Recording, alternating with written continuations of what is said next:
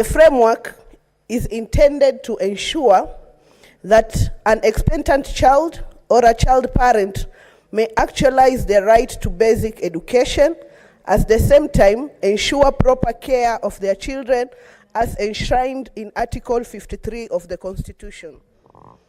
Mr. Speaker, sir, in this bill, I intend to see that the child parents get their constitutional rights of accessing education with as much as they get early pregnancies. I also intend to ensure that the infants get to be looked upon through the county government, through the CEC's education. Mr. Speaker, sir, 60 years since Kenya gained its independence from colonial rule, child pregnancies has remained a huge concern, as they not only affect the child's ability to continue with education, but they also impact on the government's effort in reducing poverty level in the country.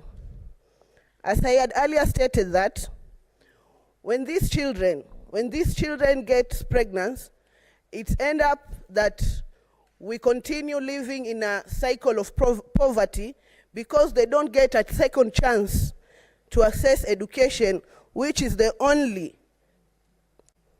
determination of success of these children. Mr. Speaker, sir, the Kenyan National Bureau of Statistics in Kenya Demographic and Health Survey conducted in 2022 noted that 15%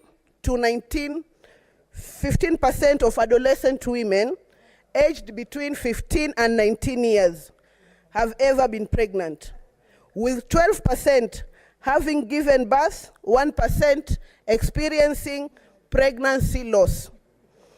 Mr. Speaker, sir, 3% being pregnant with their first child.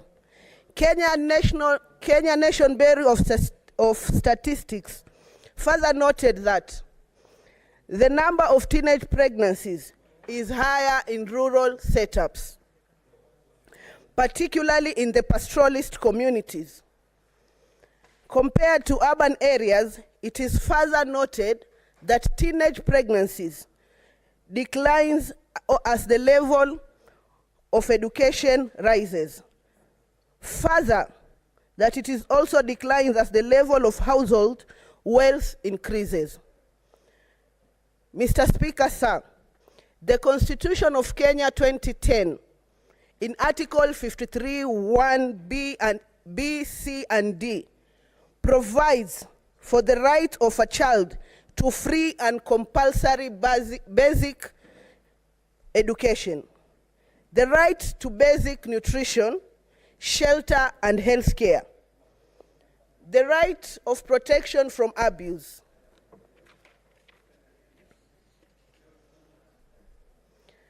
neglect, harmful cultural practices, all forms of violence, inhuman treatment, punishment, and hazardous of exploitative labor.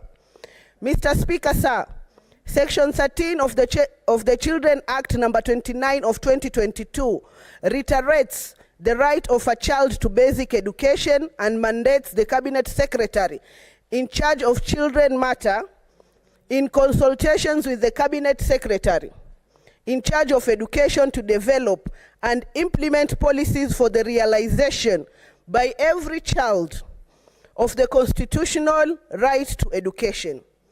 The Basic Education Act number 14 of 2013 provides that no child shall be denied admission to a public school. The above notwithstanding, children with fall pregnancy in school, especially those born in poor households, are likely to drop out of school so that they can fend for their children.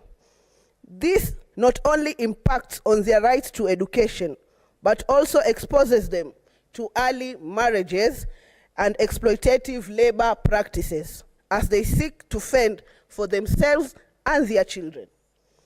Mr. Speaker, sir, Some schools conduct mandatory pregnancy tests without consent of the children, and more often, that not only expel any student who is discovered to be pregnant, such children are also exposed to ridicule and harassment and are often cited as examples of bad behaviors, thus leading them to drop out of school. It is also difficult for children who have been pregnant before to be readmitted to the school or another school, as they are often shunned, with school administration fearing that admitting them will also be viewed as tolerating ill behavior from students, which they are afraid of spreading to other students even with their child is readmitted to school. They also sometimes have no one to leave the new baby born with, thus leading them to either delay re-entry to school or making them not concentrate on their studies, hence resulting in poor academic results. Mr. Speaker, sir, existing legislation only provides the right of the children generally and does not take care of the circumstances unique to child parents. The laws do not provide for how children who fall pregnant are to be handled by the school administrations during their pregnancy and after delivery.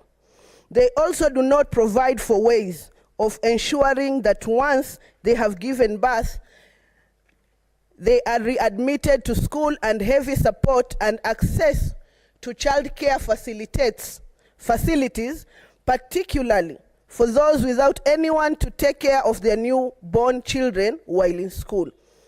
There is also no law providing a framework for establishment, management, and inspection of child care facilities as to ensure that they are safe for children. Mr. Speaker, sir, there is therefore need to create framework to children in vulnerable households so as to ensure that they are able to complete their basic education and have better chance at having a better quality of life. Mr. Speaker, sir, this bill therefore seeks to provide a legal framework for the protection of rights set out under Article 53(1) C and D of the Constitution in relation to child parent.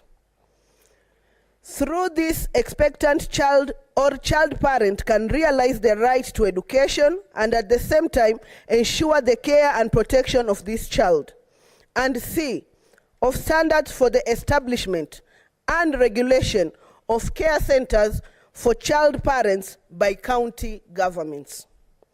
Mr. Speaker, sir, clauses 4, 5, and 6 of the bill provide the obligation of the national and county governments with respect to preventing pregnant children and child parents